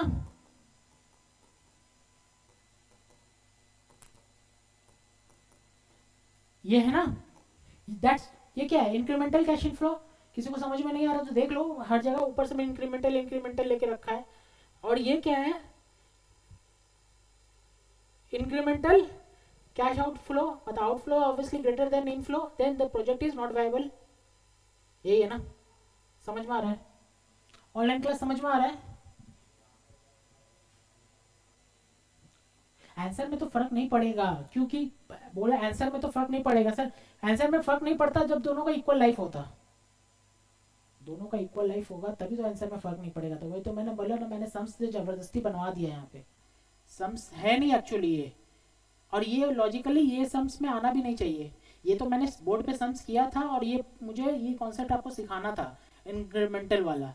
करना क्या सर, इंक्रीमेंटल आपको बोल देगा इंक्रीमेंटल सेविंग्स है मेरा इतना 11,50,000, आपको सम्स देगा your incremental savings per year is ₹11,50,000, tax rate is 34,000, 30% your tax rate is 30%। Cost of project दे देगा, डेप्रिसिएशन में आपको इंक्रीमेंटल डेप्रिसिएशन निकालना पड़ेगा, ऐड करके आपको आंसर निकालना पड़ेगा एनपीवी।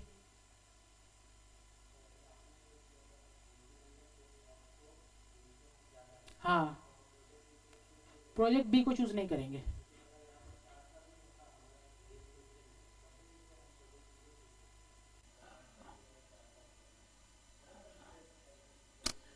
हाँ तो उसी को नहीं, अगर आउटफ्लो से प्रोजेक्ट बी का आउटफ्लो ज्यादा है, प्रोजेक्ट ए का कम है, तो प्रोजेक्ट ए चूज करते हैं ना अभी। वही मैं बोल रहा हूँ, प्रोजेक्ट बी चूज नहीं करते, भी सम्स करेंगे तो आपको क्लियरिटी आएगा। मैंने तो सम्स बनाया जबरदस्ती। एक सम्स करते हैं incremental way,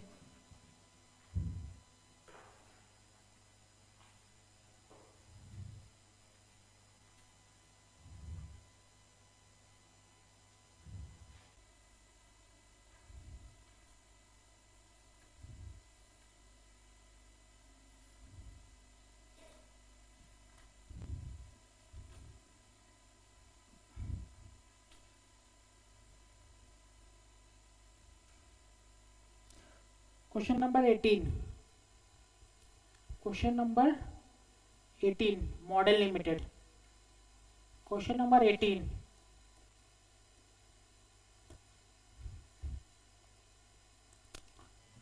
modern and ENT limited, यही है ना। Modern ENT limited is considering a purchase of new computer, नया कंप्यूटर परचेज करना चाह रही है for its R&D division. It would cost 35 lakhs। Cost क्या है मशीन का? 35 lakhs। The operation and maintenance cost excluding depreciation is 7 lakhs। मतलब कि सर एक कॉस्ट तो इनिशियल आउटफ्लो लग रहा दिख रहा है मुझे 35 लाख, और उसके बाद रिकरिंग वाला भी लग रहा है हमको, दिख रहा है 7 लाख पर ईयर लगेगा। एस्टिमेटेड लाइफ कितना? 6 लाख। एस्टिमेटेड लाइफ कितना है? 6 ईयर्स, सॉरी 6 ईयर्स। इसका मतलब क्या हुआ सर? 6 लाख, 6 साल तक 7 लाख 7 लाख 7 लाख लगेगा, ठीक है। At the end of the disposal value कितना है? 1 लाख, 1 लाख रुपया में डिस्पोजल वैल्यू है। The tangible benefit of the system, the tangible benefit expected from the system in the form of reduction in design and draftsmanship cost, reduction of मतलब कि जो design है उसका कॉस्ट कम हो जाएगा, कितना? 12 लाख पर एनम। यही तो सेविंग्स है, सेविंग्स इन कॉस्ट। आ रहा समझ में?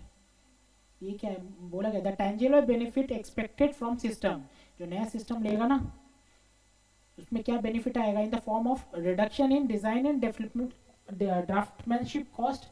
जो नए सिस्टम में डिजाइन और ड्राफ्टमैन का कॉस्ट है कम हो जाएगा, कितना? 12 लाख। हाँ कैश इनफ्लो है ना, पूरा कॉस्ट कम हो गया, इसका मतलब क्या? कैश इनफ्लो है। तो मतलब कि अगर 12 लाख मेरा, मैंने 35 लाख का इंस्ट्रूमेंट लूँ, मशीन लूँ, तो मेरा 12 लाख रुपया कम हो जाएगा पर साल। The disposal of used drawing office equipment furniture as initially anticipated at 9 lakh. मतलब कि मेरा पुराना ड्राइंग और क्या, drawing and drawing office equipment, जो पुराना drawing and drawing office equipment है ना, उसको बेचेंगे तो कितना आ जाएगा? 9 लाख। अरे नया आएगा तो पुराना बेचेंगे ना, नया आएगा तो पुराना बेच देंगे ना। 9 लाख का, इसका मतलब कि सर मेरा आज अगर हम डिसीजन लेना स्टार्ट कर दें, डिसीजन ले लूँ, तो मेरा कैश आउटफ्लो कितना आएगा? 35 लाख जाएगा और 9 लाख आएगा। अरे समझ में? 35 लाख जाएगा और 9 लाख आएगा।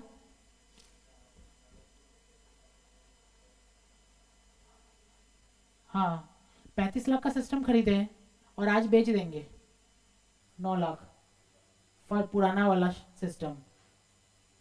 हाँ तो यही है ना, पुराना कॉस्ट है, पुराना इक्विपमेंट है। हाँ वही तो है, पुराना फर्नीचर है जिससे हम लोग, अरे हाँ भाई जिससे पहले ड्राइंग करते थे वो अभी बेच देंगे। पहले क्या होता था, कोई ये बोला कि सर ये फर्नीचर है वो सिस्टम है, आप ये समझ लो जिस फर्नीचर पे करते थे वो फर्नीचर बेच देंगे।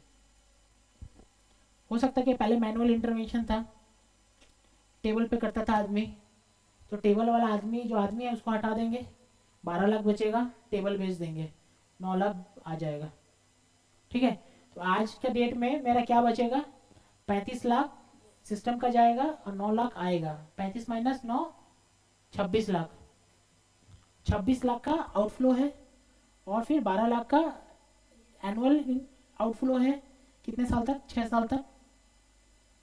हाँ 12 लाख 1 साल है ना, तो 6 साल तक है ना, 6 साल तक की मशीन है ना, ठीक है। फिर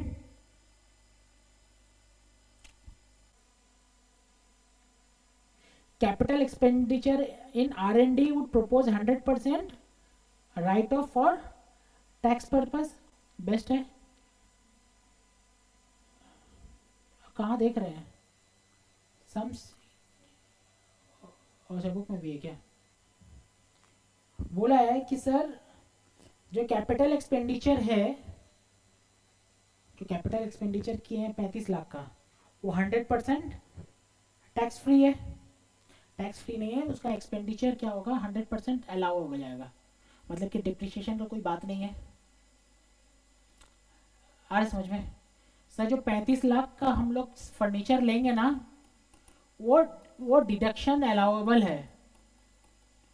35 लाख का वो डिडक्शन है, वो अलाउ है 100%। इसका मतलब सर पीएनएल में पूरा का पूरा 35 लाख आके बैठ जाएगा, आ जाएगा ना, क्योंकि अलाउ है। इसका मतलब डिप्रिशिएशन नहीं मिलेगा, पूरा का पूरा 35 लाख मिल जाएगा। ठीक है। The gain arising from disposal of used assets consider tax free. जो हम लोग का गेन है कि क्या, किसका गेन, जो यूज एसेट्स को बेचेंगे 9 लाख पे, वो टैक्स फ्री है, तो उस पर टैक्स नहीं देना पड़ेगा बेचने पे। कॉर्पोरेट टैक्स रेट क्या है, 35%। एवरेज कॉस्ट ऑफ कैपिटल कितना है, 12%। इग्नोर सैल्वेज वैल्यू, मतलब कि सैल्वेज वैल्यू नहीं है इसका। किसका सैल्वेज वैल्यू नहीं है, हाँ, oh sorry, salvage, ignore tax on salvage value. जो सैल्वेज वैल्यू है उसका, उस पर टैक्स नहीं लगेगा। ठीक है, इससे पहले वाला असम्पशन भी नहीं लग रहा था। ठीक है, तो सैल्वेज वैल्यू पे टैक्स नहीं लगेगा। Calculation would be made up to 3 digit after decimal. Decimal के बाद, क्योंकि फिगर सारा डेसिमल में दिया हुआ देखो, तो बोला कि डेसिमल के बाद कम से कम 3 डिजिट रखना। पीवीआईएफ क्या दिया हुआ है, 12%, 6 साल के लिए 0.507, और आपका PV annuity factor 4.111। What is the, हाँ आई मतलब एन्युटी, मतलब मैं पीवी एएफ लिखता हूँ, I present value interest annuity factor ऐसे कुछ है। ठीक है, सेम है, सेम एन्युटी फैक्टर है। Based on the above information you are required to answer the following question. Following question क्या है, what is the incremental cash outflow from the new machine में इंक्रीमेंटल नेट बोला है, incremental cash outflow बोला है, तो कितना इंक्रीमेंटल कैश आउटफ्लो कितना आएगा सर, 35 लाख माइनस 9 लाख है ना, 35 लाख माइनस 9 लाख, 35 लाख का इक्विपमेंट खरीदेंगे और बेचेंगे कितना का, 9 लाख का आउटफ्लो बोला है। नहीं नहीं, एक आउटफ्लो होता है, एक रिकरिंग सेविंग्स होता है।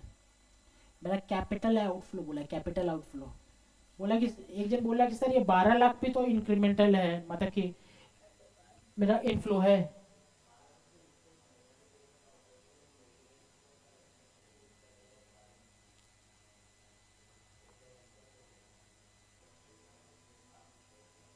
नहीं, जो ऑपरेटिंग मतलब कि इसमें इनिशियल आउटफ्लो बोला है ना, आउटफ्लो कहाँ कब होता है, इनिशियल आउटफ्लो आपका यहाँ पे खड़े हैं, ये 0th पॉइंट ऑफ टाइम में क्या कर रहे हैं, 35 लाख पेमेंट कर रहे हैं, और 7 लाख था ना कि 9 लाख आप इनफ्लो आ रहा है, तो आपका 26 लाख लग रहा है, और आपका 7 लाख कब लग रहा है, ड्यूरिंग द ईयर।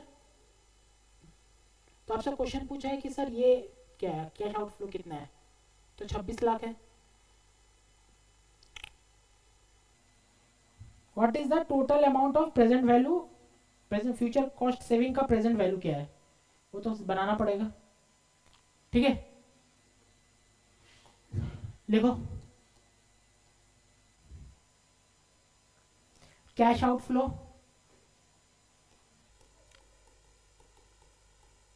आप लोग का है ना सम किया हुआ बुक में, ठीक है, तभी भी देखो कैश आउटफ्लो क्या है। नहीं नहीं, क्या खरीदा है, कॉस्ट ऑफ न्यू सिस्टम है ना, कॉस्ट ऑफ न्यू सिस्टम कितना है, 35 least sale value of old system कितना है, 9 लाख, कितना आ रहा है 26 lakhs cash outflow.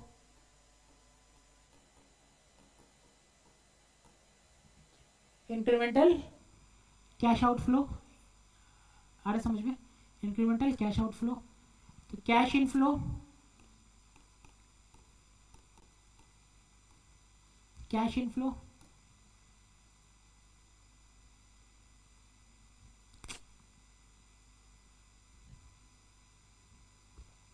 Cash inflow क्या है?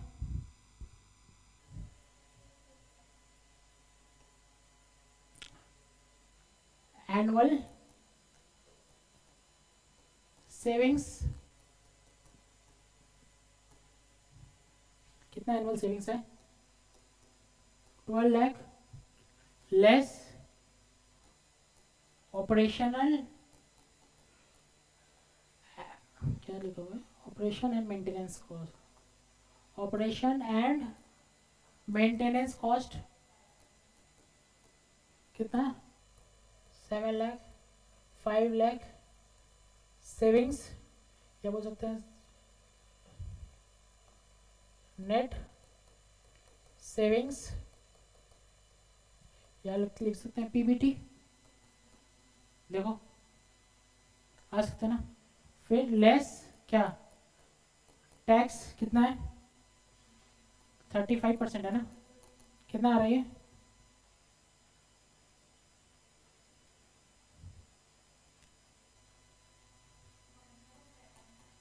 1.75, ये क्या आ रहा है? पैट कितना आ रहा है? 3.25, देन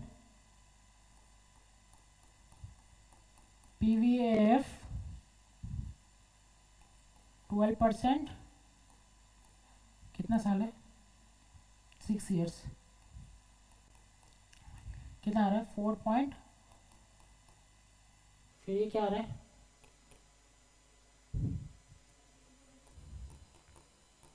डिस्काउंटेड कैश इनफ्लो,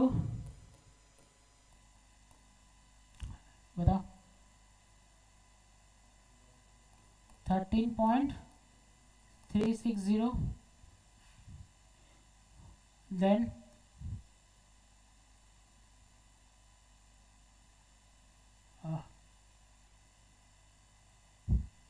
और क्या है?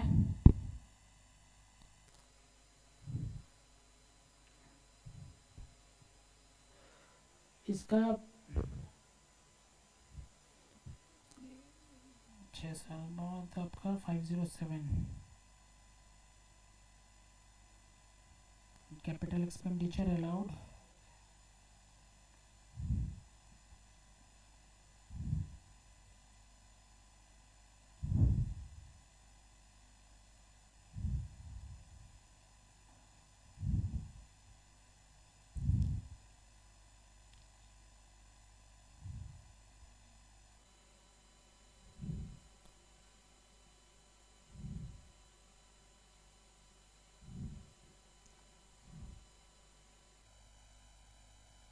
%, बोला नेट ऑफ हो जाएगा।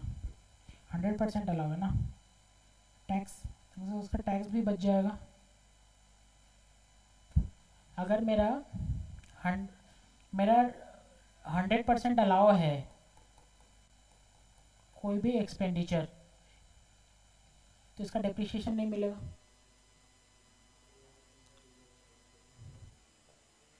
इसमें बोला है कि sir as expenditure in R&D the proposal would attract 100% write off for tax purpose. मतलब कि सर आप जितना भी खरीदेंगे, कितना खरीदे? 35 लाख, 35 लाख का 35 लाख प्रॉफिट एंड लॉस में चार्ज कर देना। 35 लाख का 35 लाख। अरे भाई, आपका अगर यहाँ पे बैलेंस शीट आता है ना, यहाँ पे P&L आता है, आपने कोई अगर खरीदा है मशीन 100 रुपया का और डेप्रिसिएशन है उसका 10%, तो यहाँ दिखाते हैं 100 माइनस 10 90, और यहाँ कितना चार्ज करते हैं? 10 आता है ना, चार्ज करते हैं ना। फिर ये 90 हो जाता है, तो 90 माइनस 10 दूसरे साल का 10, ऐसे ही चलता है ना। तो जो हम लोग कॉस्ट ऑफ द मशीन है वो एक बार में चार्ज ऑफ करते हैं या फिर हौले हौले? हौले हौले। डेप्रिसिएशन का क्या है? Depreciation is nothing but amortisation of the cost of machine. धीरे धीरे करके पीएनएल में चार्ज करो, क्योंकि इनकम टैक्स में आपको जो टैक्स देना पड़ता है वो डेप्रिसिएशन आपको धीरे धीरे चार्ज करके अलाउ करके देना पड़ेगा। आप एक ही बार में बोलोगे मैंने 100 खरीदा, मैं 100 ही पीएनएल में चार्ज करूंगा, तो बोलेगा करो, लेकिन हम मैं टैक्स तो मैं 10% ही अलाउ, 10 रुपये ही अलाउ करूंगा, बाकी के 90 अलाउ नहीं करूंगा। आ रहा समझ में? टैक्स में जो खरीद है आपका, अगर सोचो आपका अगर प्रॉफिट आ रहा है, पीबीटी आ रहा है 300 रुपया, तो आप टैक्स कितने पे दोगे? 300 रुपया पे। 300 रुपया पे अगर आप बोलोगे कि मैं पूरा का 100 का 100 यहाँ चार्ज ही करूँगा, तो ये तो कम हो जाएगा ना, 200 हो जाएगा ना। अरे समझ में? ये तो 200 हो जाएगा, तो 200 हो जाएगा तो इनकम टैक्स वाले को इनकम टैक्स कम मिलेगा। तो वो बोलता है कि सर आपको हम अलाउ नहीं करेंगे पूरा 100 चार्ज करना, आप धीरे धीरे करके चार्ज करो।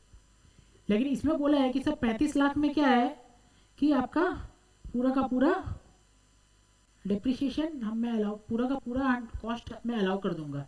आपने 35 लाख का खरीदा ना, 35 लाख था क्या, 35 लैक्स, हाँ 35 लाख का खरीदा ना, आप 35 का 35 लाख ही यहाँ पे डिप्रिसिएशन, मतलब कि डिप्रिसिएशन नहीं, पूरा का पूरा एक्सपेंसेस अलाउ कर लो, जस्ट बिकॉज ये R&D के लिए खरीदा गया है। जब आप लोग इनकम टैक्स पढ़ेंगे तो उसमें वो लिखा रहेगा कि जो capital expenditure research and development के लिए होता है उसमें 100% का डिडक्शन मिल जाता है। अंडरस्टूड? 100% ही चार्ज करने बोलेगा आपको, 100% चार्ज कर लो। तो 100% चार्ज करने में बेनिफिट है कि बेनिफिट नहीं है? हम लोग के लिए, गवर्नमेंट के लिए नहीं, बेनिफिट है कि बेनिफिट नहीं है? बेनिफिट है भाई। मैं चाहूँगा तो प्रॉफिट कम से कम आए, तो मुझे टैक्स कम से कम देना पड़े, तो बेनिफिट है ना। तो ये बेनिफिट लेने देता है government for research and development purpose, not for all purpose. Understood? तो सर अगर मैं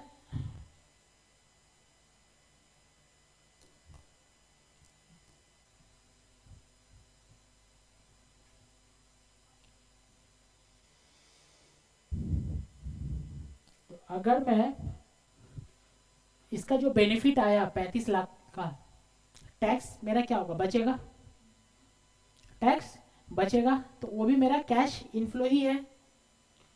तो लिखेंगे इसमें discount on discounted tax on capital expenditure. कितना है? 35 लाख। लेकिन वो एक अभी आएगा या एक साल बाद आएगा? 1 डिवाइडेड बाई 1.12, 1 कितना था ये? 10% है कि 20, कितना परसेंट था? 12% है ना, 0.892। इसका मतलब कि सर आप जो लेंगे 35 लाख तो आप यहाँ पे खर्चा कर दिए, 35 लाख यहाँ खर्चा कर दिए, इसका जो बेनिफिट आएगा आपको स्टार्टिंग में आएगा या एंड में आएगा? एंड में आएगा। तो ये डिवाइडेड बाई 1.12 होगा, होगा कि नहीं होगा? और उसका बेनिफिट आपको कितना? 30% का आएगा ना बेनिफिट, 30% का बेनिफिट आएगा ना, टैक्स रेट का ही जो बेनिफिट मिलेगा।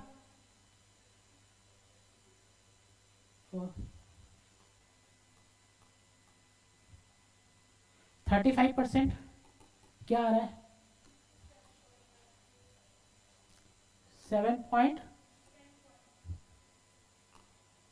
10.93। ठीक है, यार सम कितनी समझ में? सर आपको 35 लाख का बेनिफिट मिलेगा, आपने खर्चा किया, तो आपका जो बेनिफिट मिलेगा वो कितना मिलेगा? 35 लाख का 30%, 35% का बेनिफिट मिलेगा ना? आ रहा है समझ में? 35 लाख का 35 लाख 35%, 35 लाख 35% है। 35 लाख का 35% का बेनिफिट मिलेगा, कितना आ रहा है? 12 पॉइंट। लेकिन सर वो आज मिलेगा और 1 साल बाद मिलेगा, तो 12.25 डिवाइडेड बाई 1.12 कितना आ रहा है?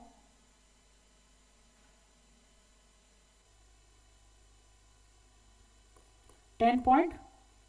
ये समझ में आ रहा है कि नहीं? अब हाँ आ रहा है समझ में? आपको आ रहा है समझ में? बुक में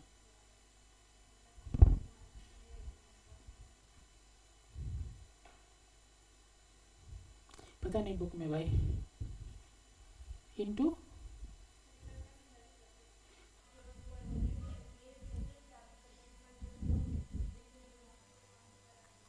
ओ वो मतलब कि ये पुल नहीं किया है। नहीं नहीं, इनटू किससे किया है?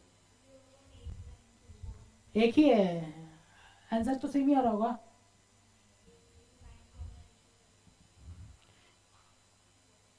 तो ये गलत है। ये इनटू करो, इसका क्या आ रहा है? 9.93 आ रहा है कि 10 पॉइंट कुछ आ रहा है?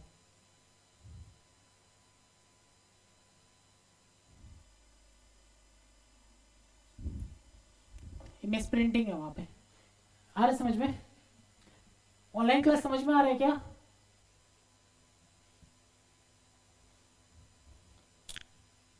थोड़ा हेवी हो रहा है ना? हेवी हो रहा है ना, इसलिए मैं ज़्यादा जोर जोर से चल बढ़ा ही नहीं बढ़ा हूँ। एक दिन में एक सम्स दो सम्स बस। कैंपस थोड़ा सा हेवी है, बट समझो ये आता ही है, अल्टरनेट नहीं है इसका। ठीक है। और देखो क्या होगा ना, कभी कभी पेपर हार्ड हो जाता है तो जाके बड़ा थोड़ा टेक्निकल सम्स दे देता है, नहीं तो नॉर्मल अच्छी इजी सम्स में निकल जाएगा। ठीक है चलो, ठीक है कर देता हूँ। ठीक है 7 तो सही बोला वो। चलो, ये क्या था भाई? 60, चलो ऐसा कैसे लिख दिया मैंने? 60। ठीक है, आ रहा है। फिर क्या बोला है? सैल्वेज वैल्यू है, add PV of salvage value. कितना सैल्वेज वैल्यू कितना था? 1 लाख, यही है ना? इंटू पीवी कब आएगा? 6 साल बाद, तो इंटू 0.507, देखो लिखा हुआ सम्स में, तो 0.507। ठीक है, तो हो जाएगा total discounted cash flow, cash inflow. बताओ क्या आ रहा है?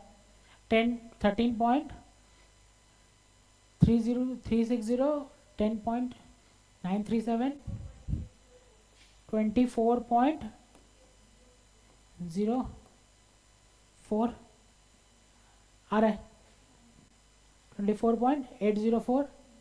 देयरफॉर क्या होगा? प्रोजेक्ट वाइबल और not viable?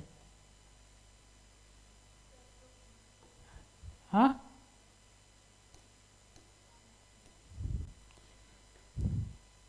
NPV is equals to 20 cash inflow PV of cash inflow minus PV of cash outflow, ये ना 24.804 minus 26 equal to 1.196 नेगेटिव। ठीक है, therefore the new machine should not be purchased.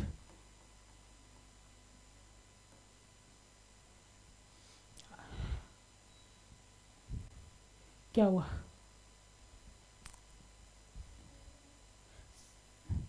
Online class समझ में आया क्या?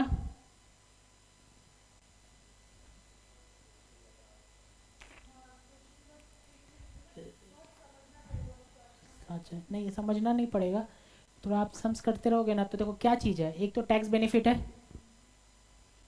Tax benefit है, PV of salvage value है, इंक्रीमेंटल कैश फ्लो है, यही चीज़ आपको हर जगह घुमा घुमा के देगा।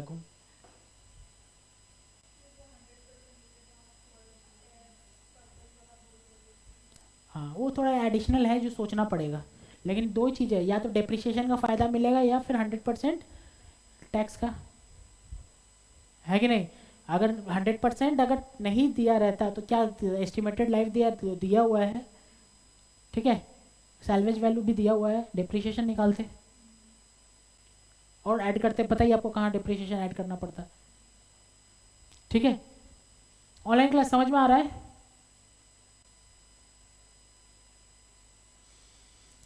मैं ज़्यादा फास्ट इसीलिए नहीं करा रहा हूँ कि ये थोड़ा टेक्निकल है कैप बज, बट एडजस्टेबल है, हो जाएगा। अगर कोई पढ़ रहा है, सम्स कर रहा है, मेरा सम्स करके जाना पक्का, ठीक है? सारा ईयर का सम्स दिया हुआ है इसमें, करके जाना, कहीं से कुछ बचेगा नहीं एक्स्ट्रा करने को, ठीक है? होमवर्क लिखिएगा क्या?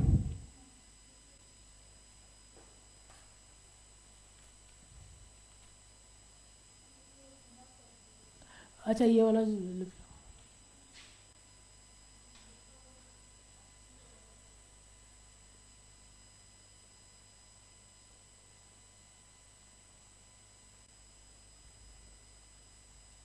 कैश इनफ्लो,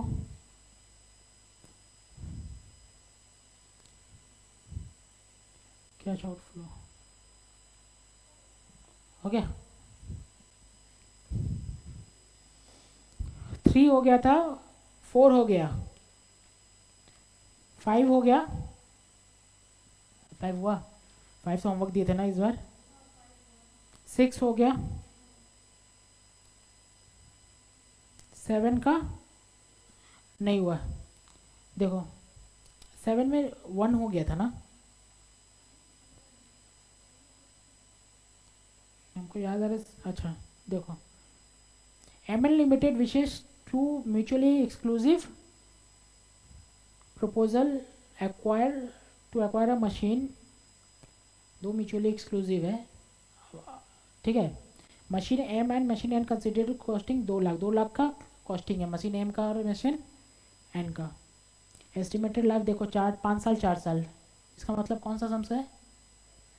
टाइप 3 टाइप 3 नहीं, लाइफ डिस्पैरिटी।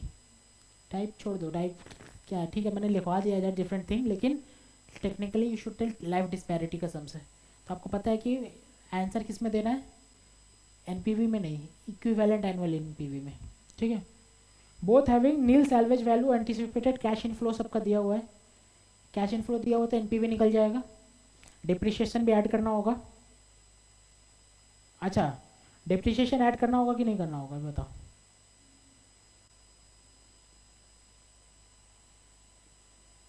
डिप्रिशिएशन निकाल सकते हैं कि नहीं निकाल सकते हैं?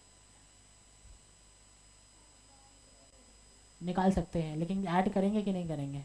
आंसर इज नहीं करेंगे। क्यों? क्योंकि प्रॉफिट नहीं दिया हुआ, कैश इनफ्लो ही दिया हुआ है। Underline the word cash inflow. अगर प्रॉफिट दिया रहता तो उसको हम डिप्रिशिएशन टैक्स को लेस करके डिप्रिशिएशन ऐड करते। कैश इनफ्लो सी फैट तो दिया ही हुआ है, तो इसका मतलब डिप्रिशिएशन का इसमें ऑलरेडी इफेक्ट है, तो ऐड नहीं करेंगे, ठीक है? तो एनपीवी निकल जाएगा, एनपीवी निकल जाएगा तो इक्विवेलेंट एनपीवी भी निकल जाएगा, ठीक है? लास्ट में मैंने आंसर सारा दे दिया है लास्ट पेज में, ठीक है? इसमें नंबर 2 में है एआरआर निकालना, इसी में find the accounting rate of return और एनपीवी। तो एनपीवी आप निकाल के रखो, अकाउंटिंग रेट ऑफ रिटर्न में नेक्स्ट क्लास में निकलवाता हूँ, होगा। मैं आज कुछ नया चीज़ नहीं सिखाना चाहता क्योंकि इतना तो कर लिए, ठीक है, लाए लाए हो, ठीक है। तो क्वेश्चन नंबर 7 का 1 एनपीवी, क्वेश्चन नंबर 7 का एनपीवी होमवर्क है, ठीक है।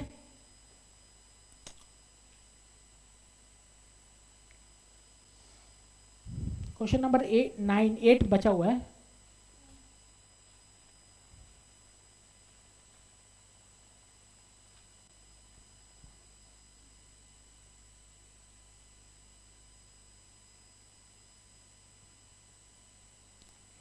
एट बचा हुआ है। अच्छा, क्वेश्चन नंबर 1 आप लोग करना, इंक्रीमेंटल अप्रोच है। क्वेश्चन नंबर 1 इंक्रीमेंटल अप्रोच है, आप एक बार ट्राई करना, ठीक है।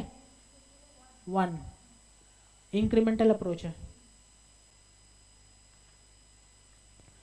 अच्छा, अभी क्या करते हैं, क्वेश्चन नंबर 8 नहीं, वो छोड़ दो।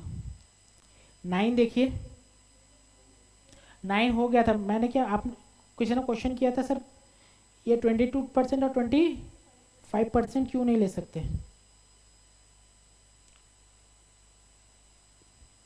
याद है, यही था ना, 24%, 25%, 22%, 25% क्यों नहीं ले सकते सर। पढ़ो कि उसमें क्या लिखा हुआ है। PV of cash flow at 22% at a discounting rate कितना है, 535 है ना। मतलब अगर 22% से अगर डिस्काउंट करेंगे तो 535 आ जाएगा ना। तो और कैश इनिशियल इन्वेस्टमेंट कितना है, इनिशियल इन्वेस्टमेंट कितना है,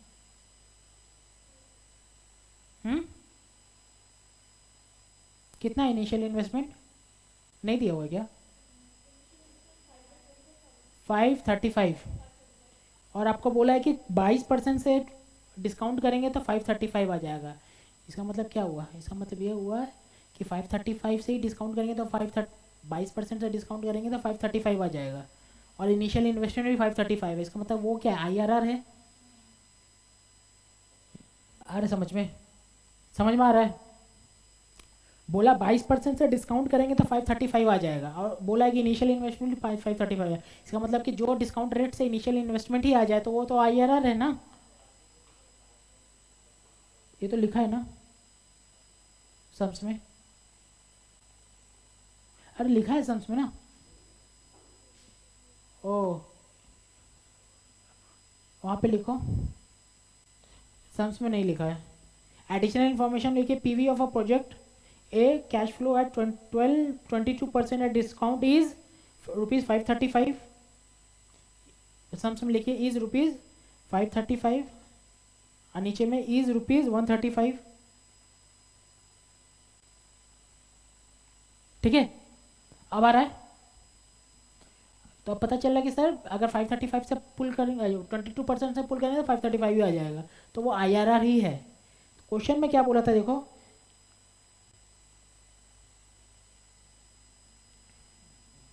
क्या निकालने बोला था क्वेश्चन में, एनपीवी और आईआरआर। इसका मतलब सर वो आप नॉलेज चेक कर रहा था कि आप आईआरआर निकाल रहे हो कि नहीं निकाल रहे हो। आ रहे समझ में। एनपीवी तो आपने निकाल लिया था किस पे, 10% से, 10% ही था ना, 10% से आईआरआर बोला था आईआरआर भी निकालो, लेकिन इन्फॉर्मेशन दे दिया था जिसमें आईआरआर ऑलरेडी निकला हुआ है।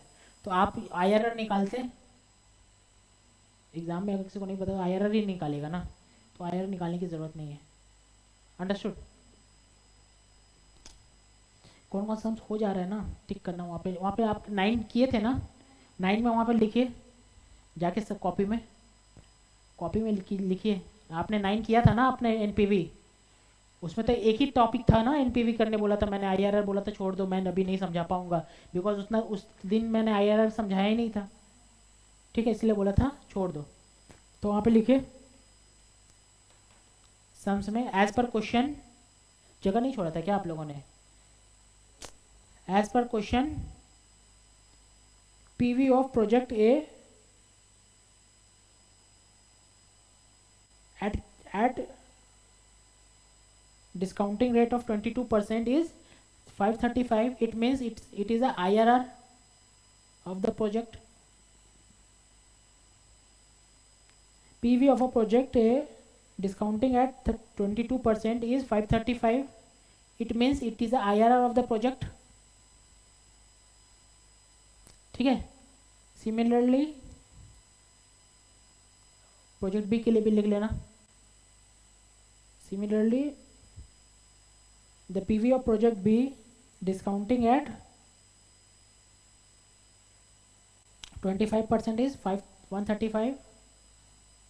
PV of project B discounting at 25% is rupees 135. Therefore it is IRR of project B. Therefore it is IRR of project B. ठीक है.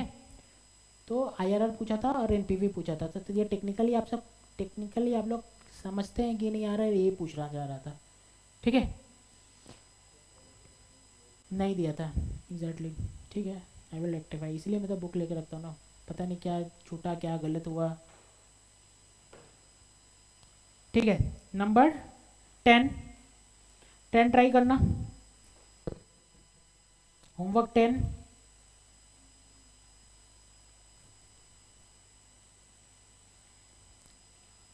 हुआ. 11 तो हो गया था ना. फिर 12 ट्राई करना.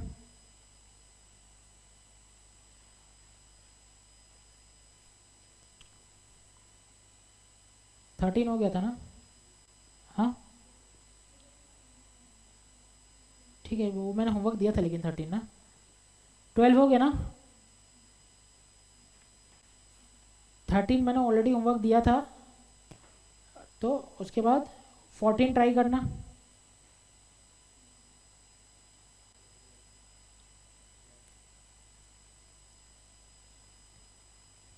देखो जितना भाई करना था ना मैंने मैक्सिमम करवा दिया. 13 मैंने बोला ना. फिर 14 तो हो गया ना. नहीं हुआ ना. 14 भी लिखो. हाँ 14 1 4 15 16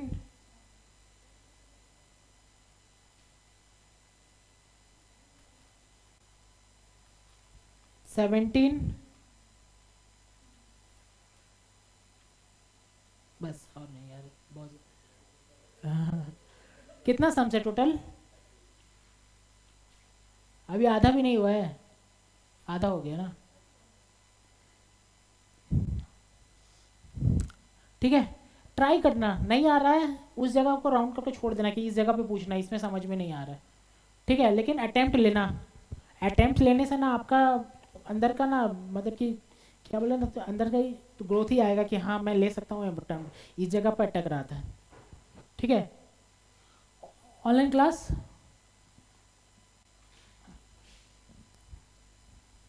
समझ में आ रहा है. मैंने मैक्सिमम जितना भी कैटेगरी होता है सारा कंप्लीट करवा दिया. कुछ बचा हुआ है. यू कैन टेल मतलब यू कैन थिंक कि आपका 80% ऑफ द कैपिटल बज हो गया है. ठीक है. कुछ नया सम्स करना है. नहीं तो मोर और लेस 80% कवर हो गया है. ठीक है. इंक्रीमेंटल अप्रोच बता दिया. IRR बता दिया. Normal sums, equivalent, annual, NPV बता दिया. ठीक है. अब सम्स उसी के इर्द गिर्द घूम रहा है. मैंने जितना भी सम्स दिया ना उसी के इर्द गिर्द है. तो इनकेस प्लीज़ अगर किसी को नहीं आ रहा है सम्स तो हम लोग सम्स डिस्कस करेंगे. ऑब्वियसली मैं स्किप करके तो जाऊंगा नहीं. एक सम्स डिस्कस करूंगा किसी को नहीं आ रहा है तो. बट आई रिक्वेस्ट एवरीवन कि प्लीज़ अटेम्प्ट करना घर पे सम्स. ठीक है. इससे आपको भी कॉन्फिडेंस आएगा कि हाँ कर पा रहे हैं. गलत हो रहा है सही हो रहा है that the different case, but confidence आ जाएगा. ठीक है. Online class Rajkaur, Priyanka, Vishwajeet.